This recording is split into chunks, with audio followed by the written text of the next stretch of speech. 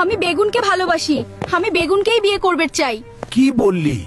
বেগুনকে বিয়ে করবি? হ আব্বা, বেগুন খুব নরম স্বভাবের, রান্নায় গেলে সবাই তারে ভালোবাসে, আমিও ভালোবাসি। ধলিমা, তুই বুঝিস না বেগুন তো খুব ভদ্র আর শান্ত। কিন্তু তোর যে মাঝে মাঝে পাদের গন্ধে পুরো রান্নাঘর কাঁপে, সেই গন্ধ বেগুন সহ্য করতে পারবে না। আব্বা, প্রেম তো আর গন্ধ দেখে হয় না, বেগুন আমার গন্ধ মেনে নিয়েছে।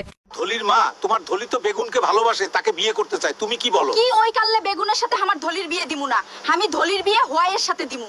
তুমি বেগুনের গায়ের রঙটাই দেখলে, আর তোমার ধলি যে ঘন ঘন পাদে, সেইটার কি হবে? ধলির বাবা, ধলির পাদ নিয়ে কিছু কইবা না, পাদ দেখা যায় না কিন্তু গায়ের রঙ দেখা যায়। এই ভাতটা তো তোর জন্যই রাঁধছিলাম রে ধলি, তুই না খাইলে এই ভাত কার জন্যে?